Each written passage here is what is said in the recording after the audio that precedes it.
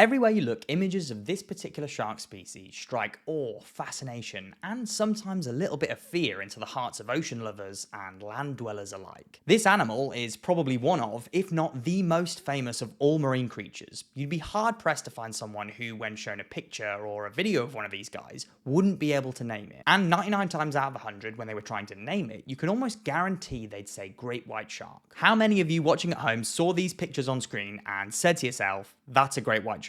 But what if I were to tell you that the iconic great white shark, as we know it, doesn't actually exist? That's right.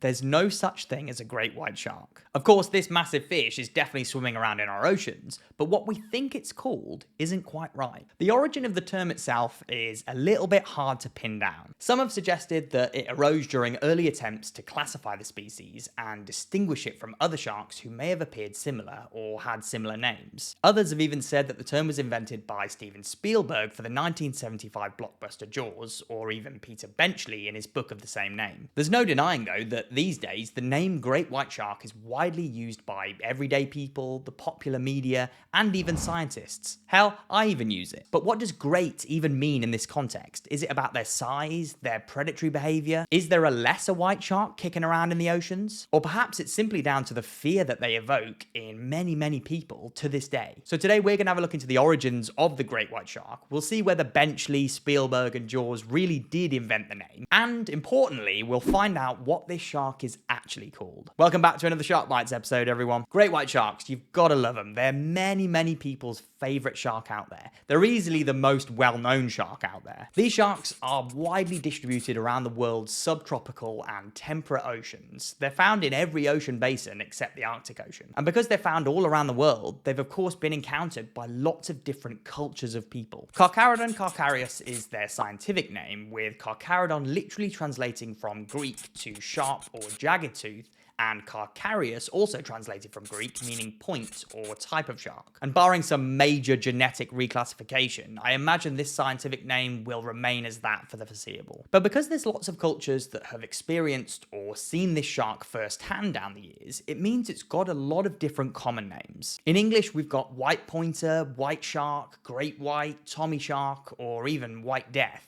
That's a pretty ominous one. But other countries who speak different languages have all come up with their own common names for this animal that are suited to their language. In Spanish, these sharks are often referred to as tiburon blanco. In Italian, we've got squalo bianco. In French, it's requin blanc. And in German, they've gone for Wieberhai, all literally translating to shark white or white shark. But there's some other interesting common names used across other countries around the world. In Afrikaans, you might hear them say Witdutsai, meaning white death. In Albania, you could hear Peshkagan Yeringrenes, translating to cannibal fish. And in Cuba, they've been known to say Devorador de Hombres, which sounds like devourer of man, and that's almost bang on, with the literal translation being man-eater. I'm so sorry to any of the countries that I've just mentioned there if I've butchered those pronunciations. You can see, though, there why we scientists try and use the scientific name as much as possible. Because if you've got a South African talking about Witdutsai to an Italian who only knows of Squalo Biancos, then you're going to have a whole lot of confusion on your hands. From those multilingual examples there, though, we can see that the literal common name translation for many countries for this animal is white shark. Wieberhai, tiburon blanco,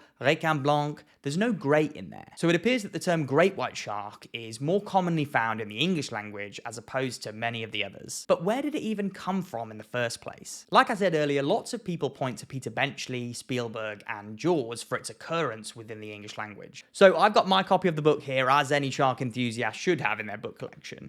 And we can see that the first 3 words of the book refer to the shark as the great fish. Later on, we get the first mention of the name on page 39 in a conversation between Chief Brody and journalist Harry Meadows. Meadows mentions that after the death of Chrissy Watkins, he phoned up a young guy from the Woods Hole Oceanographic Institute who said there's only one kind of shark that could do such a thing: a great white. We know now, of course, the character that Meadows is referring to here is marine biologist Matt Hooper. We do get a similar reference in the film when Dreyfus, who plays Hooper, is explaining the gravity of the situation to Maya Vaughn. And what did you say the name of this shark is?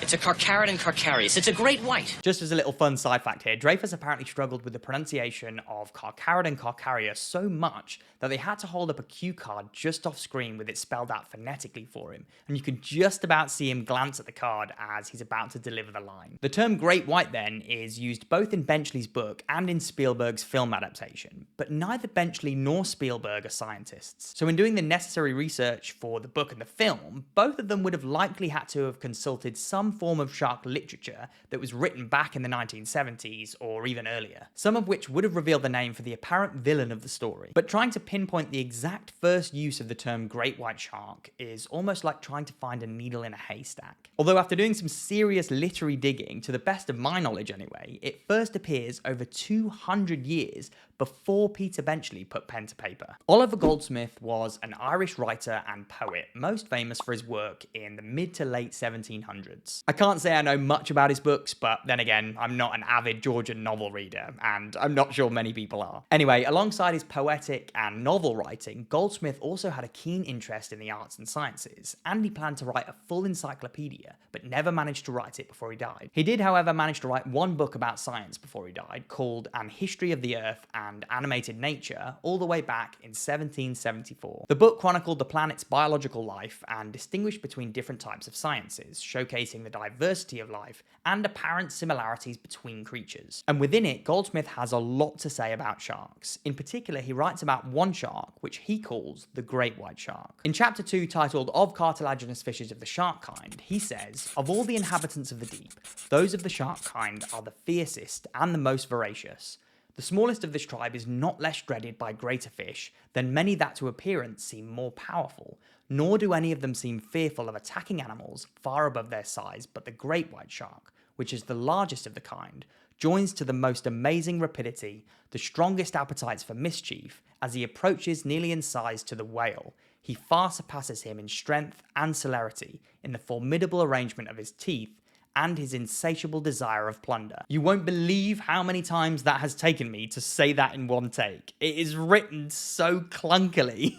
Anyway, that right there, I'm pretty sure is a description of the shark we know today as Carcharodon carcharius, which he has referred to here in writing over 250 years ago as the great white shark. Some people down the years have tried to explain why he used the word great as opposed to just white shark, and some of those people have speculated that there once was a creature called the lesser white shark. At the time, during the 1700s and 1800s, lots of animals were being described and written about by zoologists and scientists. And as we know, some animals can look quite similar to each other. That was one of the major points of Goldsmith's book, was highlighting the similarities between creatures. Now, when animals do look very similar to each other, and the only apparent difference between them is their size, their common names are regularly given the prefixes greater or lesser. You've got the great apes, greater and lesser birds like flamingos, gulls and owls, greater and lesser bats, there's all sorts. Usually if something is greater, they're generally bigger, and when they're smaller, they're known as the lesser. But you'll also see this happening in the shark world as well. One that springs to mind straight away is the lesser spotted dogfish, which is now more commonly known